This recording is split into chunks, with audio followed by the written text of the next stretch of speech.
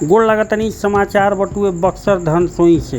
खबर के हेडलाइन बटुए कि फिर एक बार माई के आंचल भइल कलंकित, झाड़ी से बरामद भइल लइका। कहल गइल बा कि जग में माई बिना केहू सहाय ना होई आ केहू कतनो दुलारी बाकी माई ना होई। सुख दुख दिनवा रतिया कटली, मुँह से कुछ नाही ऊ कहली।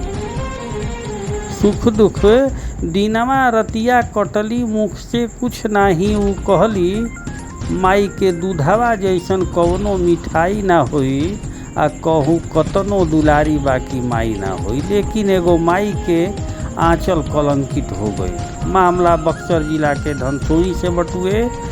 स्थानीय थाना क्षेत्र के जगमनपुर मोहरिया गांव के बीच अहले सुबह सड़क किनारे स्थित एगो झाड़ी में एगो लइका के प्लास्टिक के झोरा में ग्रामीण के रो के आवाज़ सुनाई दिखलस, जेकरा बाद ओइजा ग्रामीण के भीड़ लाग गईल एहसे कि लइका के रोए के आवाज़ आवत रहे। एकरा बाद लोग एह लइका के झोरा से निकालल। यह बात के जानकारी देत पंचायत के सरपंच प्रतिनिधि अखिलेश कुमार बतैनी कि सवेरे में झाड़ा फिरे जाए खातिर ग्रामीण जब एह रास्ता से गुजरलन तो सड़क किनारे झाड़ी से रोए के आवाज़ सुनाई पड़ल। एकर सूचना गांव वाला के दिहल गईल। एकरा बाद नवजात लइका के देखे खातिर भारी संख्या में लोग के हुजूम उमड़ पड़ल। एह दौरान गांव के लोग के द्वारा झोरा से बहरी निकालल गईल।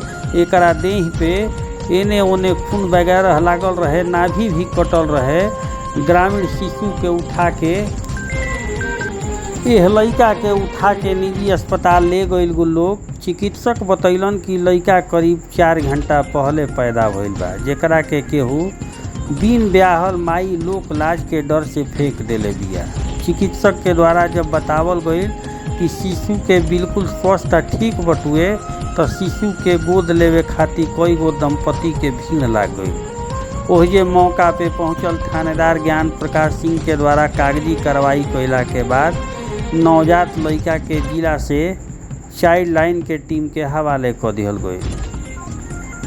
धनसोई में ऐसा पहला बार भइल बा जब महिला अपन दिल पे ही वार कइले हो।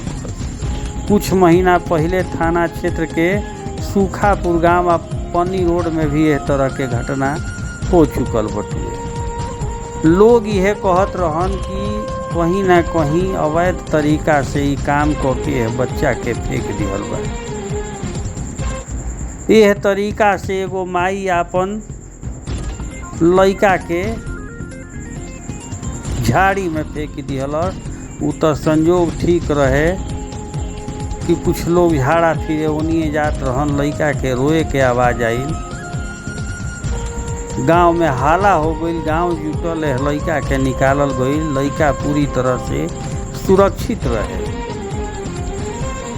कहल गईल बा कि माई कबो कुमाई ना होली, लेकिन लोक लाज के डर से आंचल कलंकित मत होखे, एकरा डर से यह नवजात के झाड़ी में फेंक दिहल गई। लेकिन सवाल यह बा कि जौना चीज में जान आ गई, सांस आ गई, आखिरकार ओकर दोष का रहल है। ई लइका जरूर अपना बड़ा होई अगर बच गई तो माई बाबू के ढूंढी, लेकिन बेदर्द जमाना का क देत बड़ुए। रउरा दर्शक लोग से निहोरा होई कि कम से कम एकरा के तनी दबा के शेयर करी सब, ताकि ऐसन कोनो भी लइका के साथे घटना दुर्घटना मत हो। भोजपुरिया समाचार एक एक खबर पर निगाह बनैले बा, हर खबर मजबूती से देखैले बा। बस शेयर जरूर करब सब, ताकि देश ना विदेश तक